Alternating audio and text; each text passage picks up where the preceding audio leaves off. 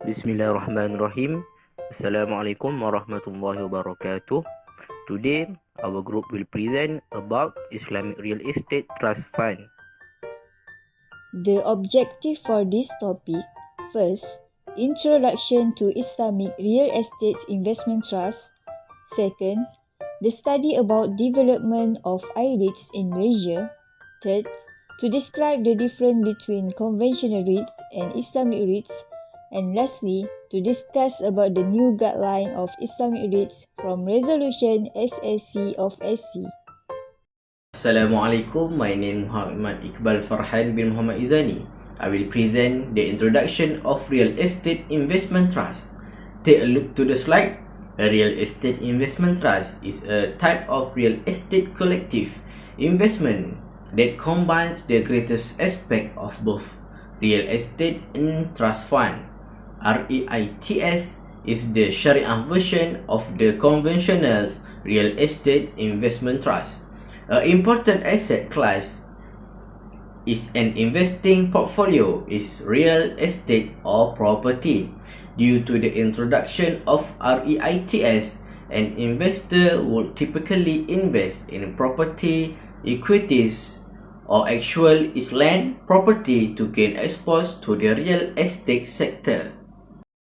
In November 2005, the Malaysian government through Securities Commission Malaysia issued guidelines for Islamic Real Estate Investment Trust, setting a new global benchmark for the development of this instrument and making Malaysia the first jurisdictions to introduce such guidelines in the industry. These guidelines provide guidance to market players and Sharia compliance in developing and managing real estate investment trusts. Real estate investment trusts are an important component of any equities or fixed income portfolio. They provide greater diversification, potential higher total returns or lower overall risk. In short, their abilities to generate dividends income along with capital appreciations makes them an excellent counterbalance to stocks, bonds, and cash. REITs must follow the guideline from the Sharia, must be from Sharia permissible activities. In case of mixed activities, must adhere to the 20% benchmark as determined by the SAC. Financial service based on riba, gambling, the manufacture or sale of non-halal product or related products, traditional insurance, non-permissible entertainment activities under Sharia, the manufacture or sale of tobacco-based products or related products, stockbroking or share trading in Sharia non-compliant securities, and hotel and resorts are all prohibited.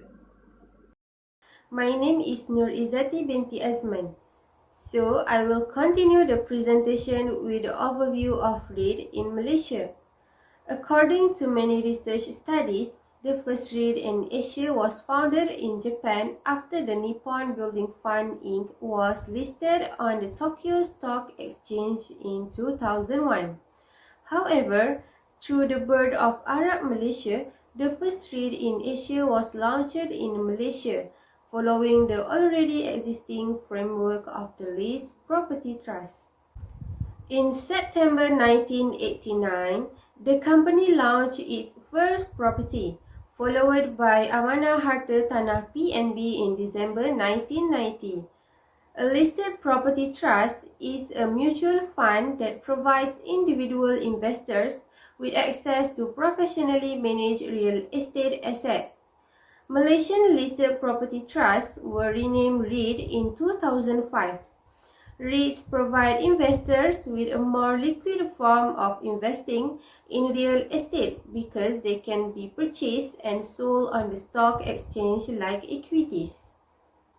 Despite being the first in Asia to form a REIT, due to their tiny asset size and low exchange value, Malaysian REIT have received little attention from overseas investors or the global market.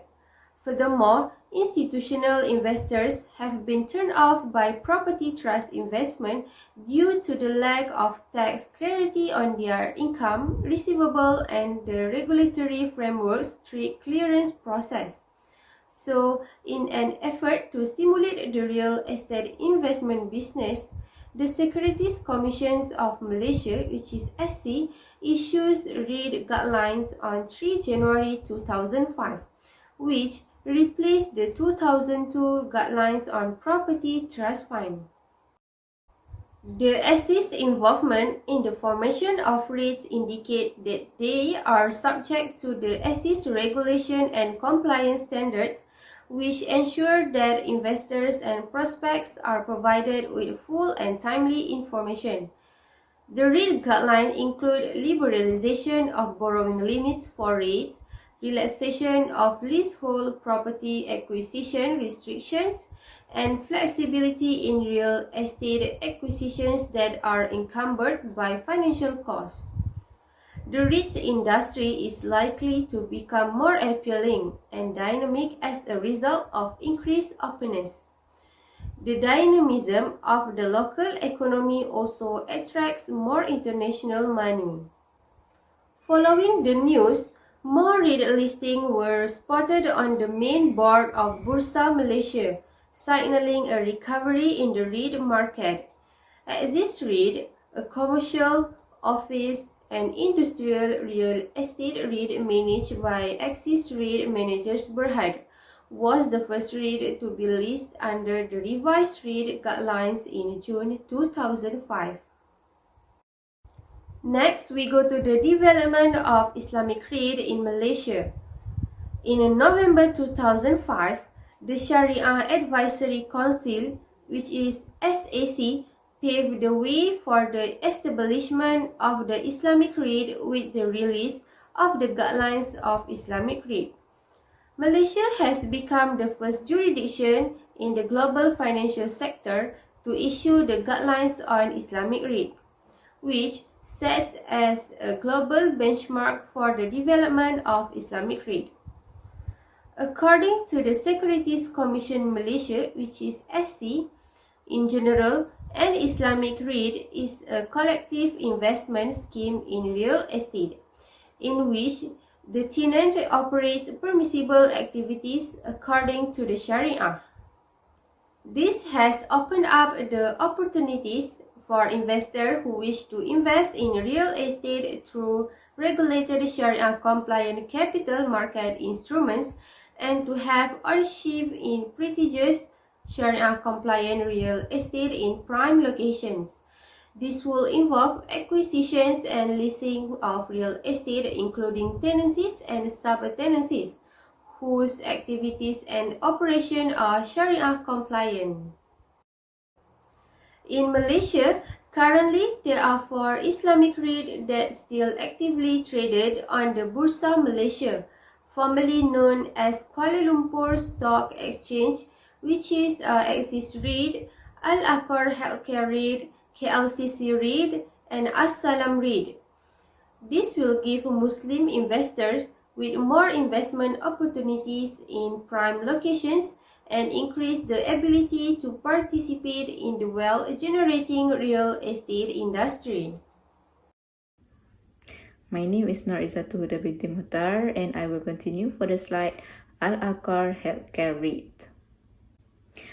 Al-Aqar Healthcare REIT is the first Malaysian Islamic REIT that established by Johor Corporation on 27 June 2006. It was listed on the main market of Bursa Malaysia Security Berhad on 10 August 2006.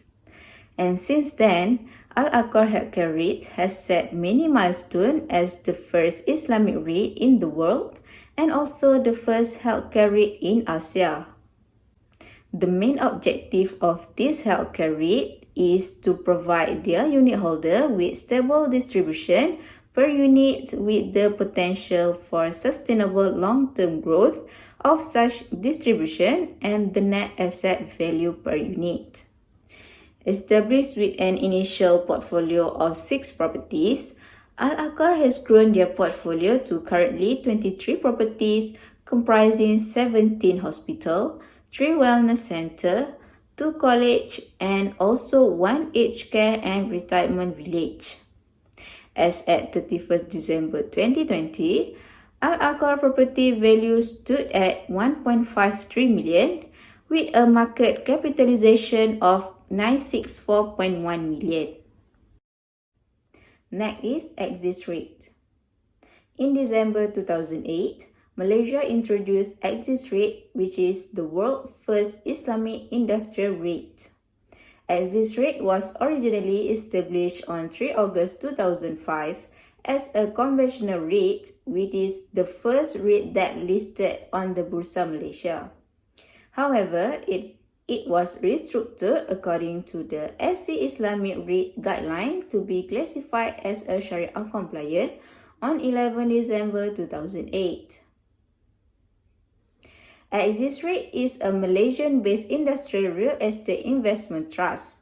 The company owns and invests mainly in office and industrial real estate. The primary objective of the company are to provide their unit holder with a stable and growing distribution of income and to achieve long-term growth in the net asset value per unit of the fund. It has diverse portfolio of 58 properties that are located in the Klang Valley, Johor, Penang, Pahang, Negeri Sembilan, and Kedah. The company's portfolio consists of office, industrial, hypermarkets, warehouse logistics, and manufacturing facilities. The third Islamic REIT is KLCC REIT. KLCC Real Estate Investment Trust was introduced on 9 May 2013 as the world's first Sharia-compliant staple REIT. KLCC REIT is a diversified REIT where they own, manage, develop, and invest in a portfolio of premium assets comprising office, retail, and hotel properties in the heart of Kuala Lumpur. KLCC REIT is currently Malaysia's largest REIT and only staple security in the country, comprising KLCC Properties Holding, also known as KLCCP, and KLCC REIT.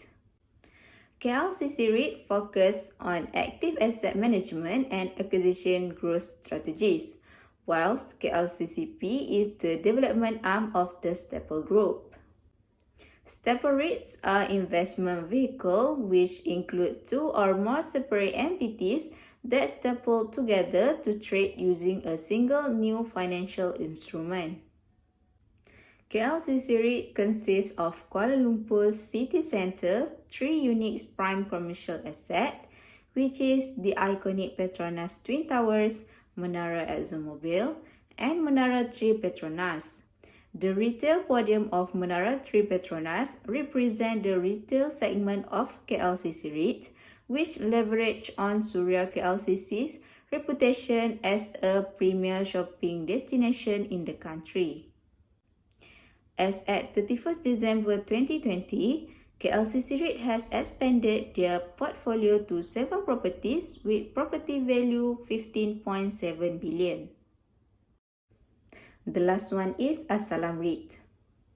The latest Islamic REIT that listed on Bursa Malaysia is As-Salam Real Estate Investment Trust. As-Salam REIT is a Sharia-compliant fund with principal activity to invest in diversified Sharia-compliant properties. It is a second REIT that launched by Johor Corporation on 29 September 2015. Starting with 31 properties in 2015, now As-Salam REIT has expanded their portfolio to 54 properties across Malaysia, comprising 3 retail malls, an office building, 43 food and beverage restaurants, and 7 food and beverage non-restaurant assets. As at 31st December 2020, As-Salam REIT market capitalization stood at 319.0 million. Next, we go to the structure of REITs. As we can see, this is how REITs work. In terms of tax treatment in Malaysia, both rate and I-rate receive similar tax treatment on stamp duty, real property gains tax as well as the corporate tax. The regulatory framework is also similar for both, with the exception the I-rate must comply with the Sharia requirements. The following is the general structure of an I-rate. First, the investors invest in I-rate purchasing units. Second, as part of its asset pool, I-rate purchases real estate. Furthermore, the manager is in charge of managing and administering I-rate. Then, the trustee serves as the fund's custodian. Next, the Sharia committee provides guidance on Sharia-related issues. Also, the property managers are responsible for taking care and management of the real estate properties. And for the last, the real estate is rented by tenants. We move to the difference between conventional rates and Islamic rates. Here, we have four differences. First, for the conventional rate doesn't need for any Sharia committee, while Islamic rate must appoint a Sharia committee to ensure compliance with Sharia requirements. Then, the conventional rate have no restriction for permissibility of activities carried out by tenants, while the Islamic rate only have permissible activities that allowed. For the financing, there is no restrictions for the conventional rate, while the Islamic rate must be in Sharia compliant. And for the insurance for properties, Islamic rate need manager to consider the availability of Islamic insurance or takaful before go to the conventional insurance, while the conventional rate have conventional insurance with companies as approved by trustee. For dividend yield behaviors, it is observed that the relationships are complex and diverse. Both the conventional and Islamic rates share a relationship with the consumer price index. However, Islamic rates show some relationship with long-run interest rates, while conventional rates respond more towards the market index. For the two different size of rates, it is observed that the large rates depend more on short-run interest rates, while small rates respond better to the market index. The result thus confirm the hypothesis that different types of rates have different and heterogeneous relationships between their performance and macroeconomic variables. We move to the new guideline of Islamic rates from resolution SAC of SC. We go through to the investment in Islamic rate first.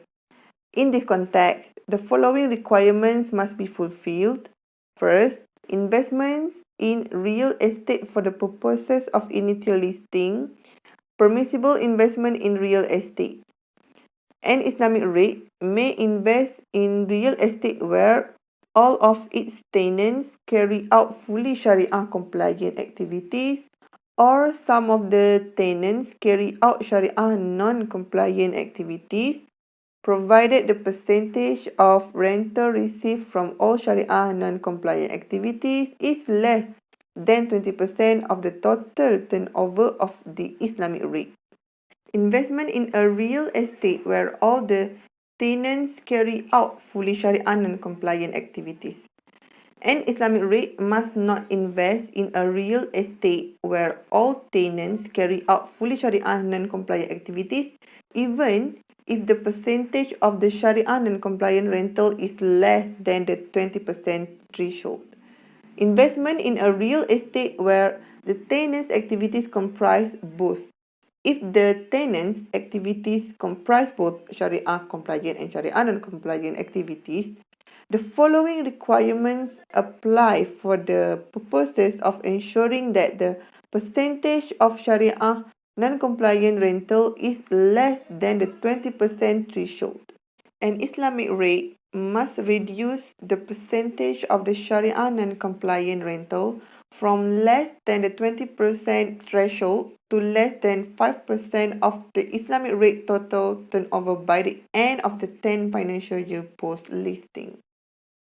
Next is the acceptance of new tenancy and renewal of existing tenancy for Islamic rate up to the end of the 10th financial year prior to an Islamic rate reaching the end of the 10th financial year post-listing. The Islamic rate may accept new tenants and renew tenancy agreements of existing tenants whose activities are Sharia non-compliant, subject to the following requirements. First is comply with the 20% threshold. The percentage of the Sharia non-compliant rental after such acceptance of new tenants and renewal of existing tenants is less than the 20% threshold and comply with the 5% threshold. The Islamic rate reduces the percentage of the Sharia non-compliant rental to less than 5% threshold by the end of the 10th financial year. And then the acceptance of new tenants and renewal of existing tenants for Islamic rate after the end of the 10th financial year is after the end of the 10th financial year post-listing. An Islamic rate may accept new tenants and renew tenancy agreements of existing tenants whose activities are Sharia non-compliant, provided that the percentage of Sharia non-compliant rental after such acceptance of new tenants and renewal of existing tenants is less than the 5% threshold. Furthermore, an acquisition of real estate by Islamic rate up to the end of the 10th financial year prior to an Islamic rate reaching the end of the 10th financial year post-listing. The Islamic rate may acquire real estate subject to the following requirements. The percentage of the Sharia non-compliant rental after such acquisition is less than the 20% threshold, and the Islamic rate reduces the percentage of the Sharia non-compliant rental to less than the 5% threshold by the end of the 10th financial year. After the end of the 10th financial year post-listing, an Islamic rate may acquire real estate provided that the percentage of the Sharia non-compliant rental after such acquisition is less than the 5% threshold. Then an Islamic rate must not acquire real estate where all tenants carry out fully Sharia non-compliant activities, even if the percentage of the Sharia non-compliant rental after such acquisition is less than 20% threshold or less than 5% threshold, whichever applicable. Okay, for the number 4, non-compliant with the less than 5% threshold. In the event that an Islamic rate fails to reduce the percentage of the Sharia non-compliance rental to less than 5% threshold by the end of the 10th, the excess amount of the Sharia non-compliant rental must be channeled to Baitul Mal or charitable bodies as advised by the Sharia advisor. The excess amount must be channeled within 1 year from the end of each financial year for as long as the Islamic rate is unable to reduce its Sharia non-compliant rental to less than 5% threshold. 5. Takaful coverage on real estate of an Islamic rate. All real estate of an Islamic rate must be covered by Takaful scheme. However, if the Takaful scheme is not available to cover the real estate or is not commercially viable, such real estate may be covered under conventional insurance. If real estate is already covered under an existing conventional insurance policy may still be used until it expires. Once the policy insurance expires, such real estate must be covered by the Takaful scheme. However, if the Takaful scheme is not available or is not commercially viable, such real estate may be covered under conventional insurance. 6. Uses of Islamic derivative. In the situation where REIT may use derivative instrument for the sole purpose of hedging the REIT's existing risk exposure, an Islamic REIT must use Islamic derivative. However, if Islamic derivative are not available or are not commercially available, the Islamic REIT may use conventional derivative.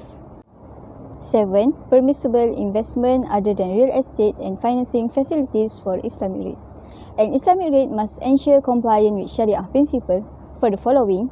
First, investment in non-real estate assets, deposit and money market instrument, and financing facilities.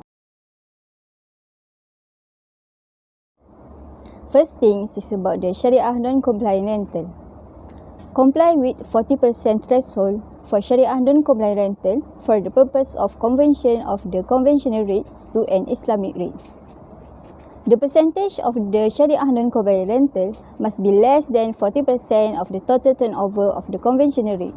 The 40% threshold opens subsections of information and document to the SC. Next is complying with the less than the 40% threshold to the 20% threshold open conversion. The Islamic rate must reduce the percentage of the Sharia non-compliant rental to less than 20% threshold by the end of the 5 financial year post-conversions. Next is comply with less than the 20% threshold to the 5% threshold by the end of the 10 financial year post-conversions. The Islamic rate must further reduce the percentage of the Sharia non-compliant rental to less than 5% threshold. And lastly, investment in real estate where all the tenants carry out fully Sharia non-compliant activities. The Islamic rate must not invest in real estate where all the tenants carry out fully Sharia non-compliant activities, even if the percentage of the Sharia non-compliant rental is less than the 40% threshold. Second, acceptance of new tenants and renewal of existing tenants of Islamic rate up to the end of the 5th financial year post-conversion prior to an Islamic rate reaching the end of the 5th financial year post-conversion. The Islamic rate may accept new tenants and renew tenancy agreements of existing tenants whose activities are Sharia non-compliant subject to the following requirements. First, it complies with the threshold less than the percentage of the Sharia non-compliant rental at the point of conversion. The percentage of the Sharia non-compliant rental after such acceptance of new tenants and renewal of existing tenants is less than the percentage of the Sharia non-compliant rental at the point of conversion.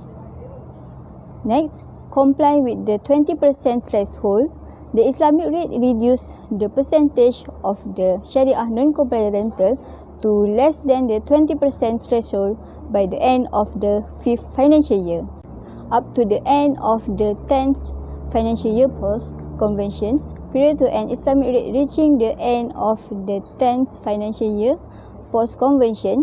The Islamic rate may accept new tenants and renew tenancy agreements of existing tenants whose activities are Sharia non-compliant subject to the following requirement. First, it complies with the 20% threshold, the percentage of the Sharia non-compliant rental. After such acceptance of the new tenants and renewal of the existing tenant is less than the 20% threshold. Then complying with the 5% threshold, the Islamic rate reduces the percentage of the Sharia non-compliant rental to less than the 5% threshold by the end of the 10th financial year. Next, we look at after the end of the 10th financial year post-conversions. It complies with the 5% threshold after the end of the 10th financial year post-conversions. An Islamic rate may accept new tenants and renew tenancy agreements of existing tenants whose activities are Sharia non-compliant. However, the percentage of Sharia non-compliant rental after such acceptance of the new tenants and renewal of existing tenants is less than the 5% threshold. For the number 3 is about the acquisitions of real estate by an Islamic rate post-conversions. Up to the end of the 5th financial year post-conversion, prior to an Islamic rate reaching the end of the 5th financial year post-conventions, the Islamic rate may acquire real estate subject to the following requirement. A. It comply with the threshold less than the percentage of the Sharia non-compliant rental at the point of conversion, the percentage of the Sharia non-compliant rental. After such acquisitions of the real estate is less than the percentage of Sharia non-compliant rental at the point of conversions. Next, comply with the 20% threshold. The Islamic rate reduce the percentage of the Sharia non-compliant rental to less than 20% threshold by the end of the 5th financial year. Second, up to the end of the 10th financial year post-conversion prior to an Islamic rate reaching the end of the 10th financial year post-conversions, the Islamic rate may acquire real estate subject to the following requirement. First, it comply with the 20% threshold, the percentage of the Sharia non-compliant rental after such acquisitions is less than the 20% threshold. Next, it comply with the 5% threshold. The Islamic rate reduce the percentage of the Sharia non-compliant rental to less than the 5% threshold by the end of the 10th financial year post-conversions. Third, after the end of the 10th financial year post-convention, first, it comply with the 5% threshold after the end of the 10th financial year post-convention, and Islamic rate may acquire real estate provided the percentage of Sharia non-compliant rental is less than the 5% threshold. Lastly, all the tenants carry out fully Sharia non-compliant activities, and Islamic rate must not acquire real estate in which all the tenants carry out fully Sharia non-compliant activities, even if the percentage of the Sharia non-compliant rental after such acquisition is less than the respective threshold mentioned in the said paragraph. Number 4. Non-compliant with the reduction to less than the 20% threshold of the 5% threshold in the event that an Islamic rate failed to reduce the percentage of the Sharia non-compliant rental to less than the 20% threshold or the 5% threshold, whichever applicable.